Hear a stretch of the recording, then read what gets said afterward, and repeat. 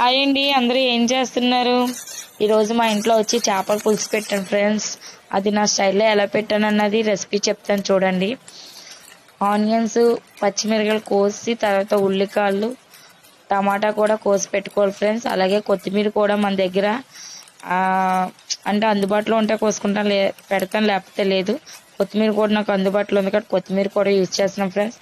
అలాగే నేను అవన్నీ కోసి ఒక ప్లేట్లో పెట్టుకున్నాను.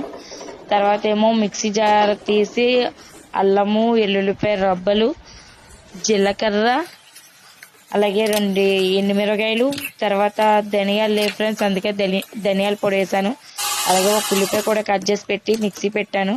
అలాగే నేను టమాటాలు కట్ చేసి పెట్టుకునే ఉన్నాయి కదా ఫ్రెండ్స్, అవి వేసుకొని కసాపిస్తా, అంటే ఎక్కువ మిక్సీ అవ్వకూడదు అవి, అలా కొంచెం ఉండాలి ఫ్రెండ్స్. అందులో టమాటా గుజ్జు అన్నది బాండి పెట్టుకొని ఆయిల్ వేసి నేను కట్ చేసుకున్న ఉల్లిపాయలు, పచ్చిమిరపకాయలు కూడా కొంచెం అటు ఇటు వేపేసి కొద్దిగా కరివేపాకు వేసాను ఫ్రెండ్స్.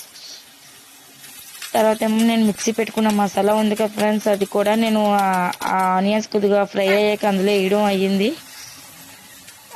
అది కూడా కలిపేసి కొంచెంసేపు ఆగాక నేను ఉల్లికాయలు, కొత్తిమీర కూడా కట్ చేసి పెట్టుకున్నాను, చేపలు క్లీన్ చేసి పెట్టుకున్నాను కదా ఫ్రెండ్స్, అందులోని వేసి పక్కన పెట్టుకొని ఇందులోని ఉప్పు, పసుపు, కారం మనకి తగినంత, ఉప్పు తగినంత, పసుపు మనకి కొంచెం చిటికడు అంటే చిటికడుగా నేను ఎక్కువ వేస్తాను, వేసి మూత పెట్టేసుకోవాలి ఫ్రెండ్స్. అంటే ఆయిల్ పైకి తేలి వచ్చినంత వరకు కూడా మనం సిమ్లో పెట్టేసి మూత పెట్టేసుకోవాలి. తర్వాత నేను కలిపి కొత్తిమీరని, ఆనియన్స్ వేసిన చేప ముక్కలు అందులో వేసేయాలి ఫ్రెండ్స్. అవి అటు ఇటు కలపలు అట్ల పళ్ళు అయితే చేప ముక్క అన్నది ఇరగదు ఫ్రెండ్స్. మనం చారులో గట్లు అవి ఇవి పెడితే కంపల్సరీ ఇరిగిపోతే, పప్పు మెదిగిపోయినట్టు మెదిగిపోతే అట్ల పళ్ళ ఫ్రెండ్స్. అవి కొంచెంసేపు సిమ్లో పెట్టాక తీసి చింతపండు గుంజు అన్నది అందులో వేసుకోవాలి ఫ్రెండ్స్. ఆ చింతపండు గుంజు వేసుకుని అట్ల పళ్ళు పెట్టి కొంచెం కలపలేనంటే చాలా స్లోగా నెమ్మదిగా కలపాలి చేపలు అన్నది, లేదంటే ముక్క ఇరిగిపోద్ది. చూడండి, నేను కలిపి చూపిస్తాను మీకు. అవి అలా నెమ్మదిగా కలపాలి ఫ్రెండ్స్, ఎందుకంటే చేపలు ఇరిగిపోతాయి.